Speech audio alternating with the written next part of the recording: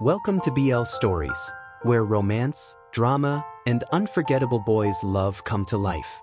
Love knows no limits, and the best stories aren't always straight. Subscribe now and join our growing BL-loving family.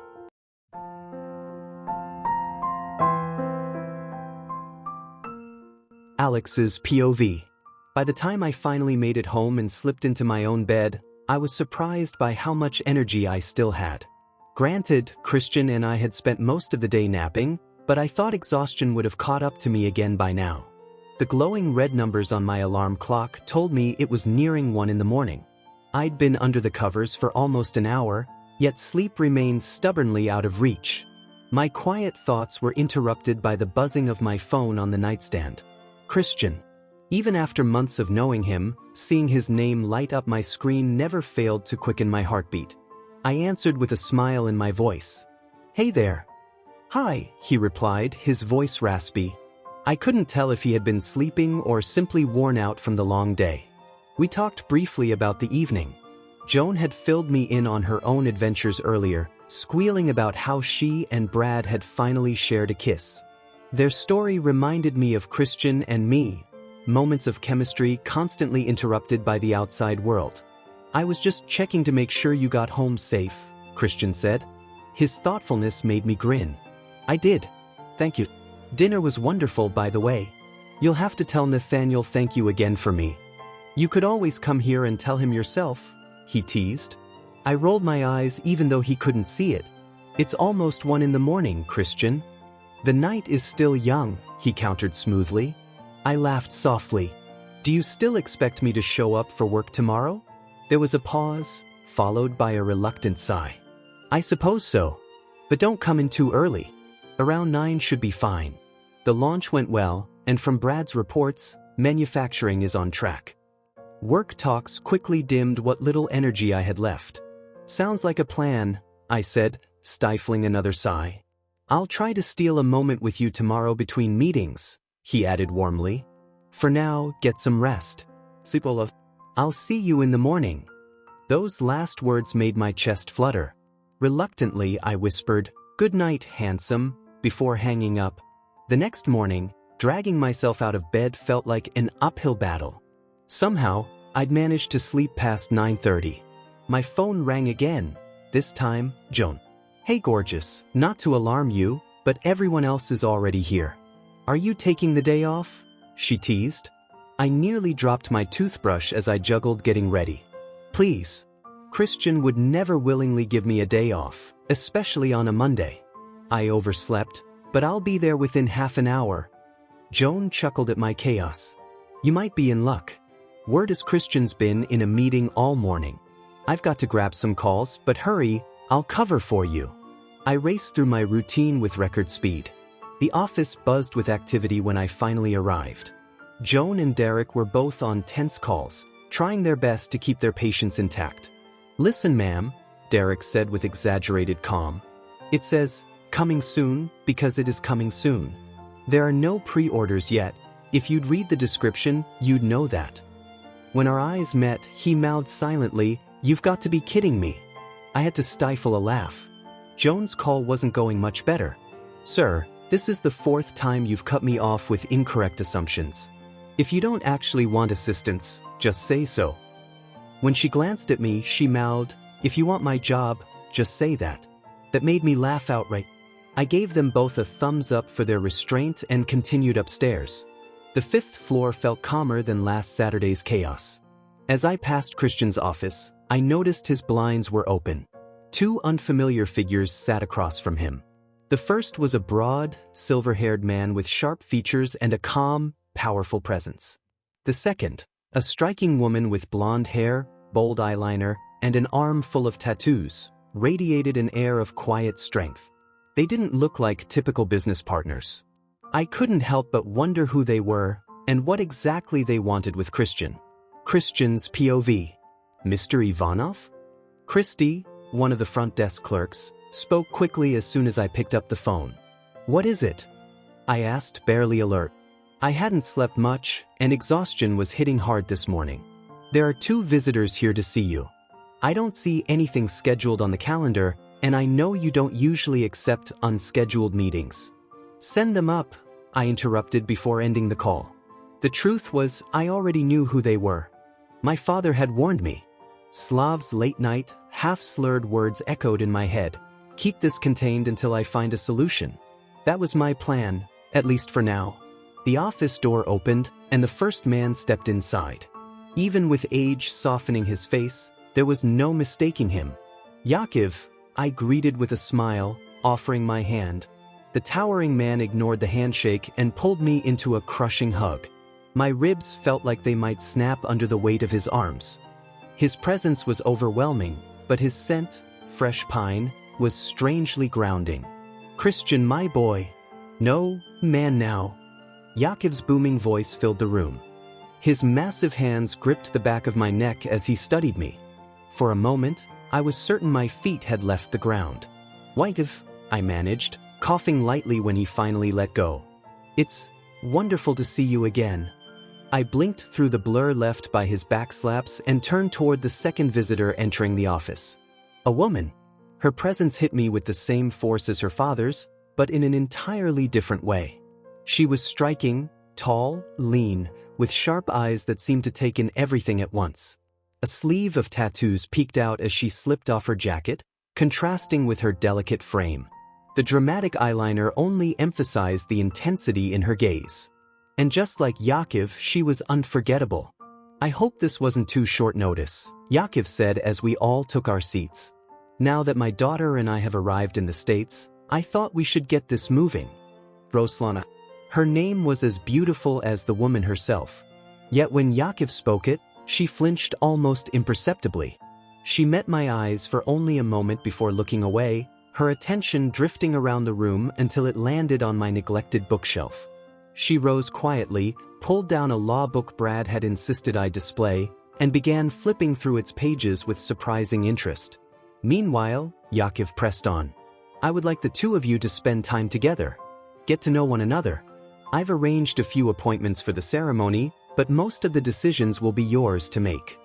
The word ceremony landed heavy.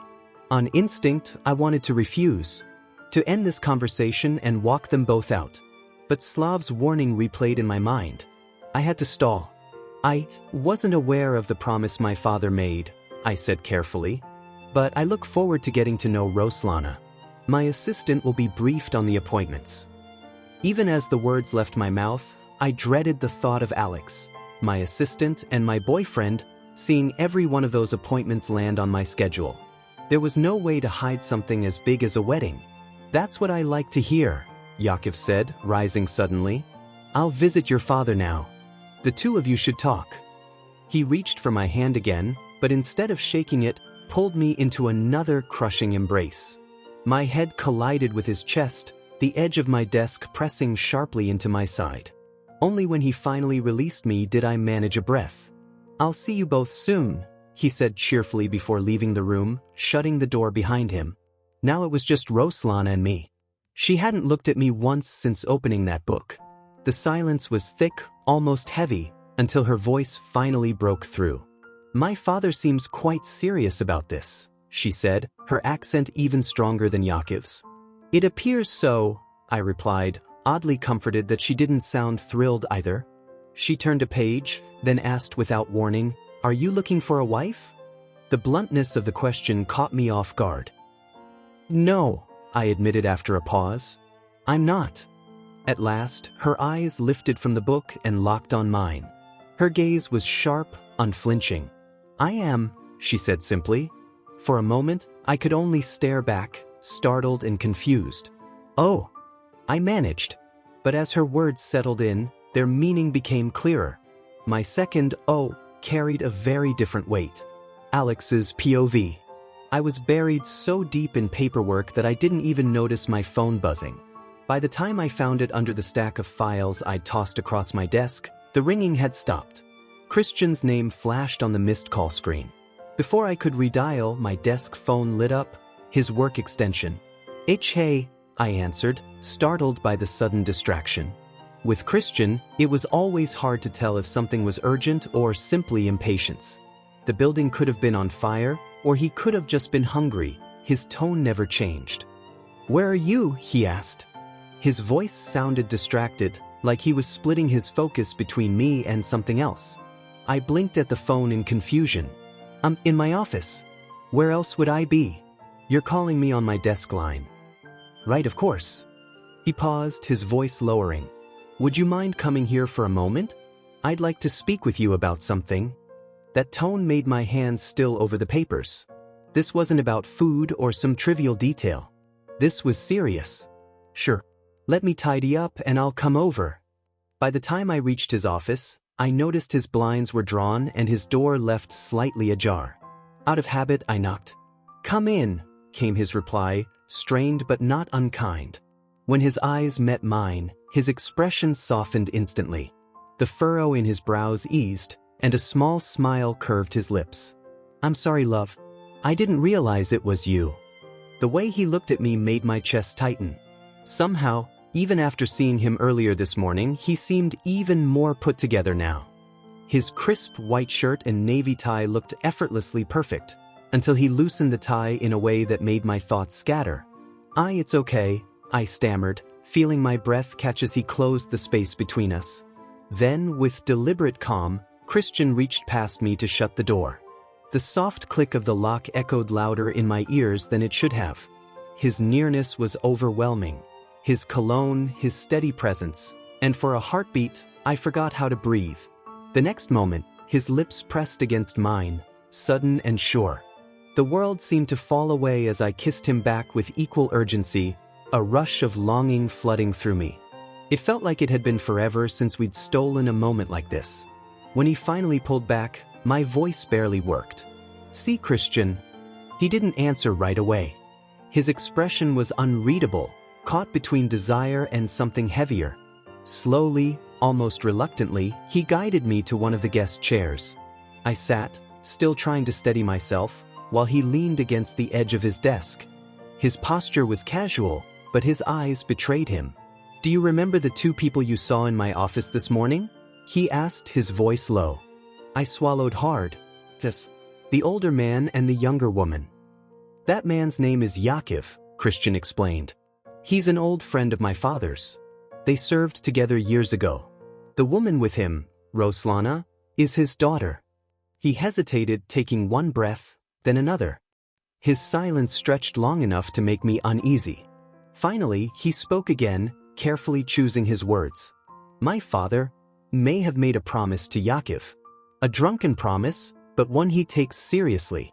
In short, he offered my hand in marriage to Roslana." The air left my lungs as the weight of his words sank in. Christian's POV.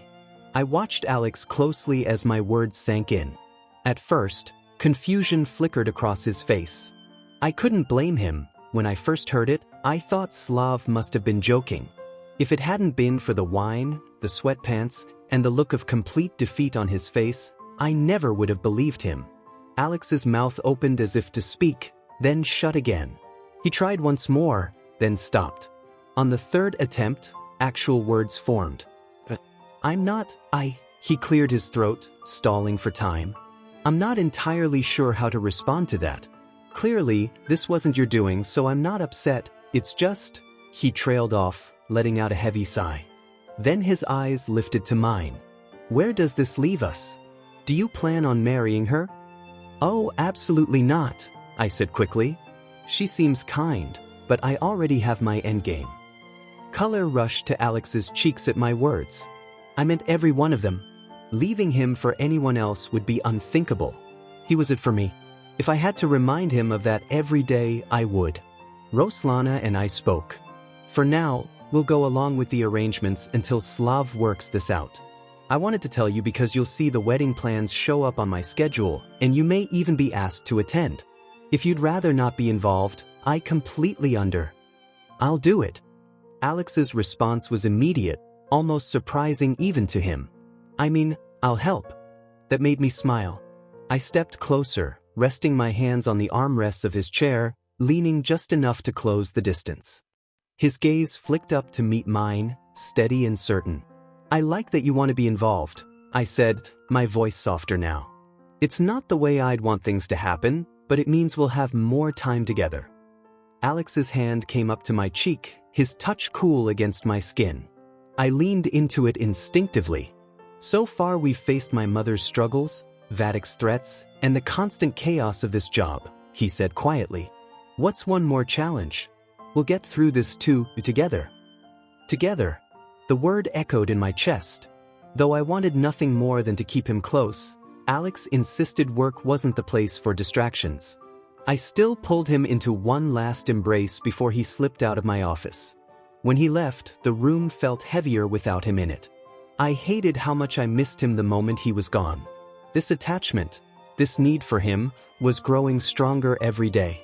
He made me feel so much, sometimes all at once, and I wasn't sure what to do with that. The sound of the door opening broke my thoughts. Brad walked in, setting a cup of coffee on my desk. Did you meet with Yaakov today? He asked. I nodded. They came by this morning. Brad studied me as he sipped his coffee. Up close, the exhaustion showed in his eyes. None of us had been sleeping well lately. Have you decided what you're going to do? He asked. His voice lacked its usual sharp professionalism. It was worn, tired. There isn't much I can do, I admitted. I'll go along with it for now, buy Slav some time.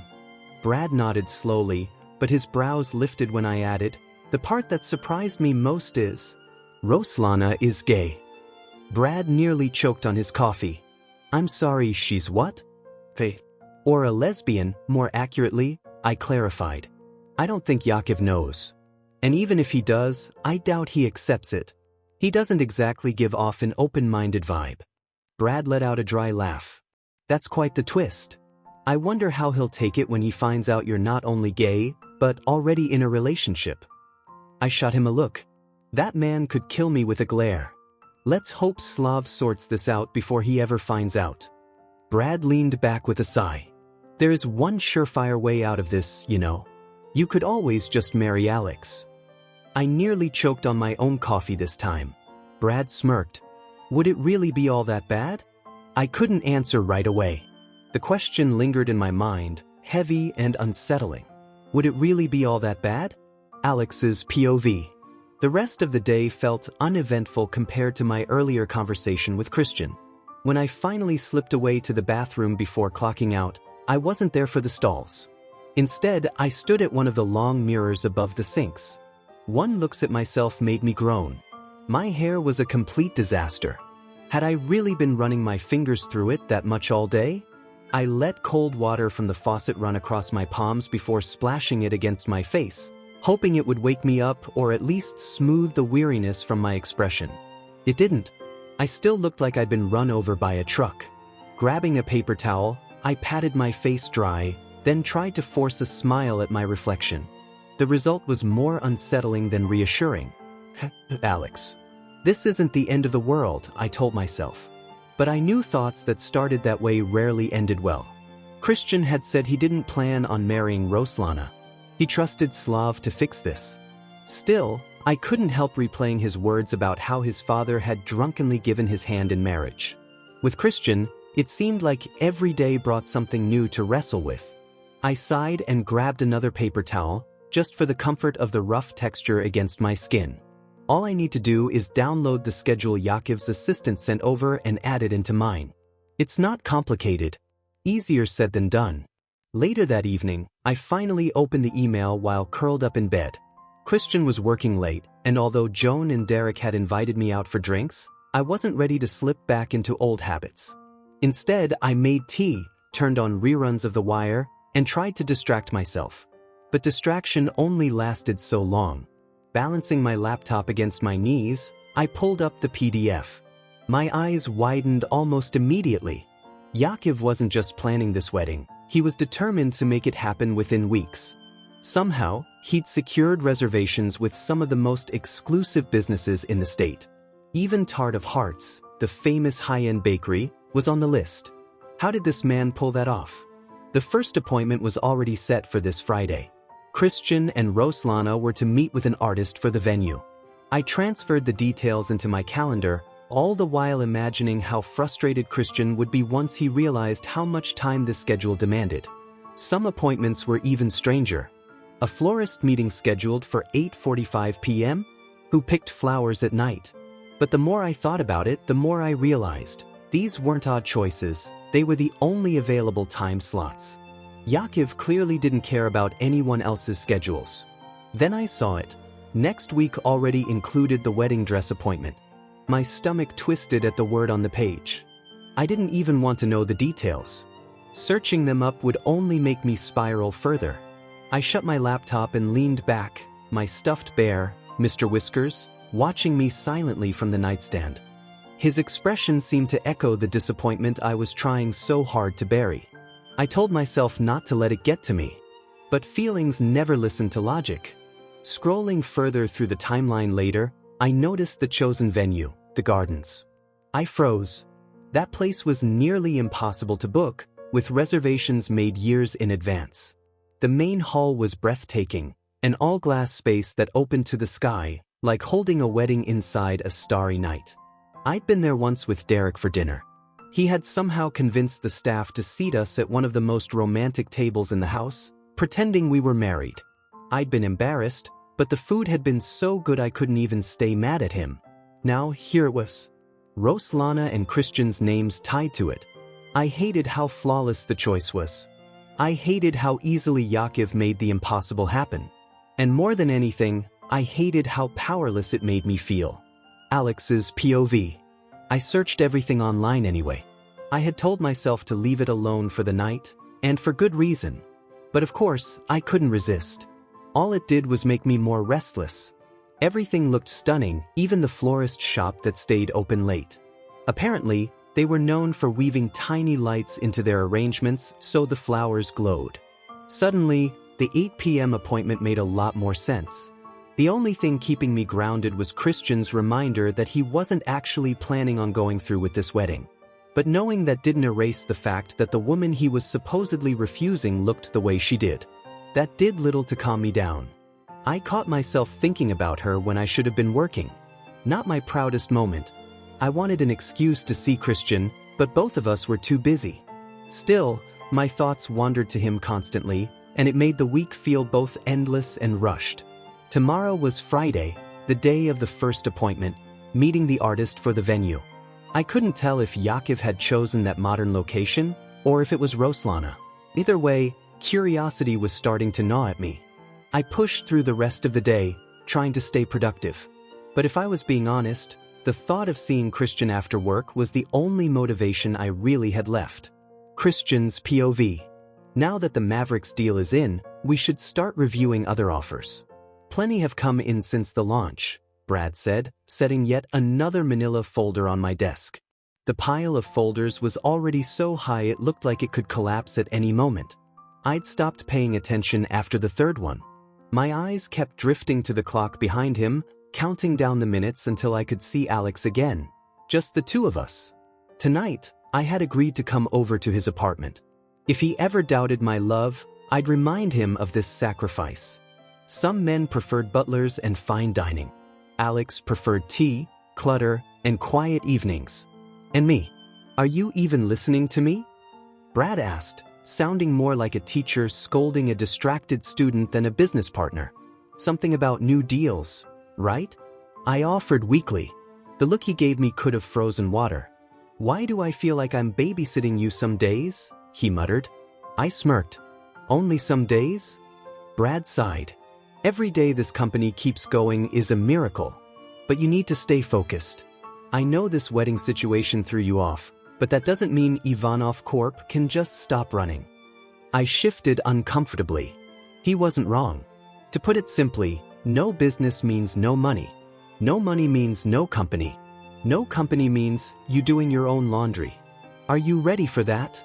That last part made my breath catch. That was all the convincing I needed. All right. Who's next? I asked reluctantly. Brad raised an eyebrow. Christian, what do you think these folders are for? You're the CEO. You need to read through them and decide. I frowned. Why would you bring these to me now? The words came out like a child being told to clean up his toys before bedtime. I glanced at the clock again. Just 10 minutes left. Maybe, if I was quick, I could catch Alex in the parking garage elevator for a brief kiss before we drove separately to his place. Brad noticed my wandering gaze. "Oh, I'm sorry. Did I interrupt your workday with work?" I groaned. "It's just, I've already worked nonstop this week. I haven't had a moment alone with Alex, and tomorrow is the first appointment for this ridiculous wedding. So, forgive me if I'd rather skip the last 10 minutes of paperwork for the chance of seeing him." Brad leaned back, unimpressed. "It's been a few days, Christian. You let Bridget travel through Europe for a month, and you barely blinked." I gave him a sharp look. "You know as well as I do, that was nothing like this. Don't compare my relationship with Alex to my past. It's not the same." Brad sighed. "Then why not marry him? If you care this much, why not?" "It's not that simple," I muttered. Marriage wasn't something I'd ever take lightly.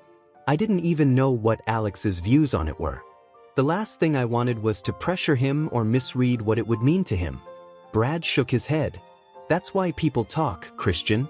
Communication. Revolutionary idea, I know." I didn't argue. He was right. My lack of communication had caused more than one problem between Alex and me. But marriage, that conversation terrified me. "For now, we'll wait and see what Slav comes up with," I said finally. From the schedule Alex forwarded, the wedding isn't set for a few weeks. Hopefully by then, Slav will have found a way out. It was the same answer I'd been giving everyone lately. Wait and see. Alex's POV. Christian was running late after work, only by 15 or 20 minutes, but I still beat him home. When the knock finally sounded at my door, I had to fight the smile spreading across my face. I switched off the kettle on the stove and hurried to the entrance. Opening the door, I was greeted by Christian's familiar grin, one that mirrored my own. "Hi," he said warmly. "Hi," I replied, already blushing as I stepped aside to let him in. He was still in the same outfit he'd worn all day, yet somehow he carried himself like the room belonged to him the second he entered. "I was just making tea. I know you usually prefer coffee, but I thought..." Before I could finish, Christian leaned in and pressed a sweet kiss to my lips. It caught me off guard, but in the best way. He had a habit of doing that. "Tea would be lovely," he said with a playful smirk. "If I'm going to cross over to this dark side, it should be with someone I trust."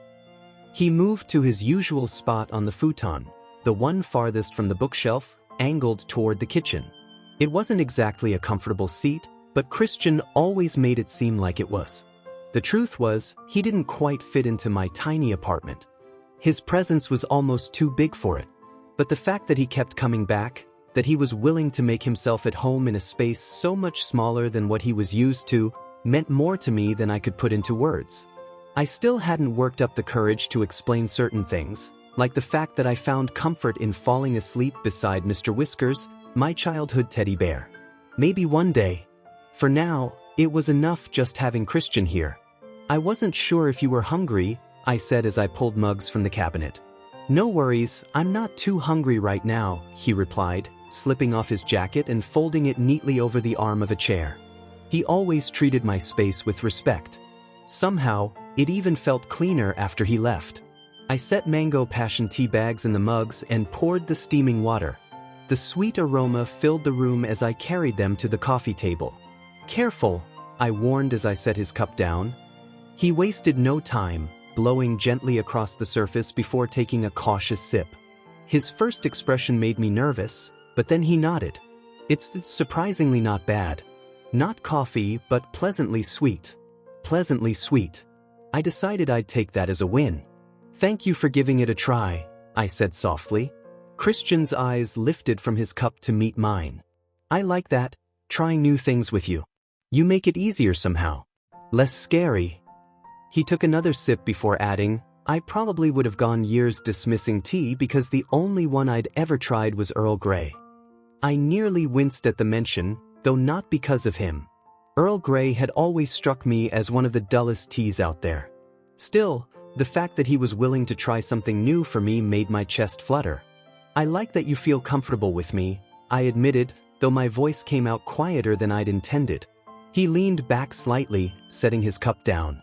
"Tell me something about you," he said suddenly. "Something that makes you uncomfortable." I froze. His gaze was steady, almost disarming. My eyes darted toward the painting on the wall just so I wouldn't have to meet his. Uncomfortable? I repeated. He nodded. I hesitated before finally speaking. While I absolutely love being at your place, and I'm grateful for the comfort it brings, sometimes I think about what it would feel like to wake up in a home that was just ours. Just you and me. Christian's brows furrowed slightly. Did Nathaniel do something to make you uncomfortable? Oh no. I rushed out. He's the kindest person, truly. It's nothing like that. Then I realized how my words might have sounded. I stumbled to backtrack, but Christian stopped me. No, he said firmly. We're not doing that. No more, forget I said that. I want you to be honest with me, Alex. As honest as you were the night we first met. Tell me what I need to improve, as your boss and as your partner. Tell me if something doesn't feel right. I don't ever want you to feel muted or invalid. That's not how a healthy relationship works. I'd rather face the hard truth than let you swallow your feelings. His words hit me harder than I expected. My grip on the mug loosened for a moment, nearly spilling hot tea onto my lap. Somehow, I managed to steady myself just in time. Now, I only had one challenge left, finding the courage to respond without breaking into tears. Alex's POV. Christian looked at me expectantly, waiting for me to continue. I scrambled for words that would make sense. I guess I'm still getting used to being in a place that big, I admitted. While I'm sure this apartment might not last another 10 years before the city replaces it, I like the smaller environment.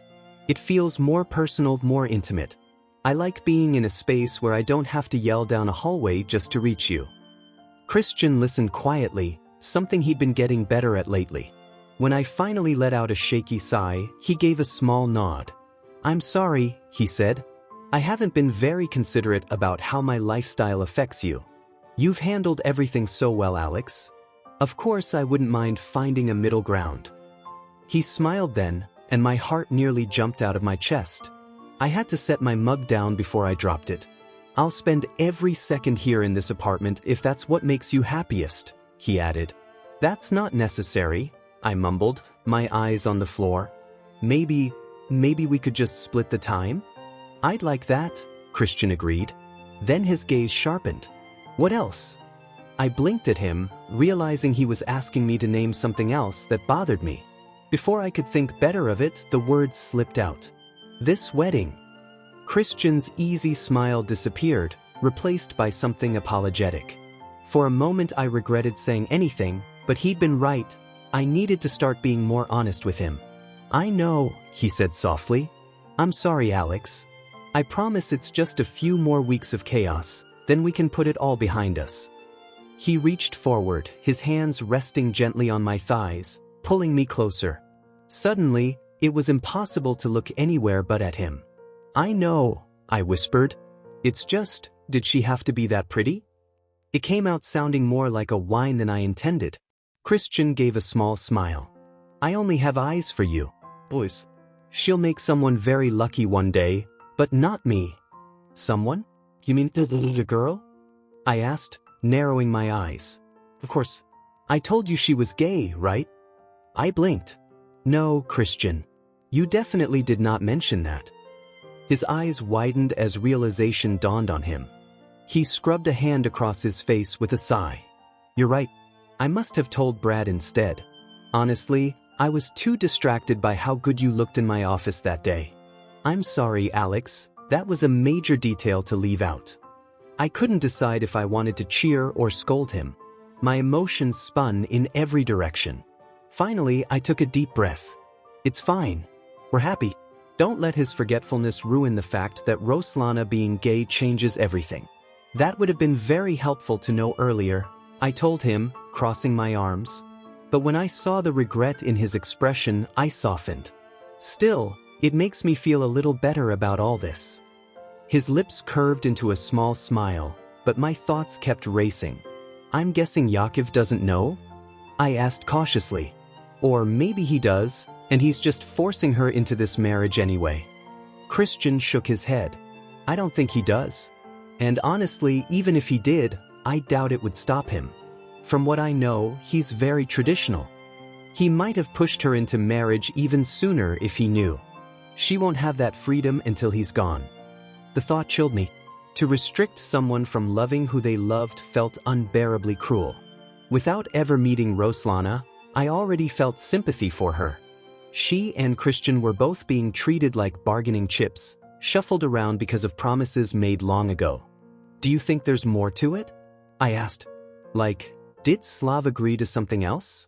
Usually there's some kind of clause in deals like this. Christian sighed. That's what I plan to find out this weekend. My mother mentioned she'd be handing some documents over to Brad and me. Whatever Yaakov has tied around my father's neck will most likely be in there. I leaned back against the futon as Christian's hand drifted along my leg in quiet reassurance. Knowing our luck, it was bound to be something complicated and dangerous. I know we haven't had much time to talk about it, I said carefully, but what about Vadik? What happens with him? Christian pulled me gently until my head rested against his lap. Strangely enough, his knees felt more comfortable than the futon beneath us. I wish I had an answer, he admitted. I wish I could say it was handled, that he was gone and would never bother us again. But the truth is, I think it's only a matter of time. He hasn't reached out to anyone yet, but when he does, the first person will be Brad. And I just hope Brad tells me when it happens. My eyes shot open. Do you think Brad would lie about that? Christian hesitated, then shook his head. Not to hurt us. But Brad has a way of carrying burdens he doesn't want others to share. He wouldn't tell me if he thought it would slow me down. That made my chest ache. No one saw Brad as a burden. And there was no way I was going to let him face something like this alone. From the look in Christian's eyes, neither was he. Thanks for listening to today's BL story. If it made your heart skip a beat, don't forget to like, comment, and subscribe. Only here on BL Stories, where love knows no limits.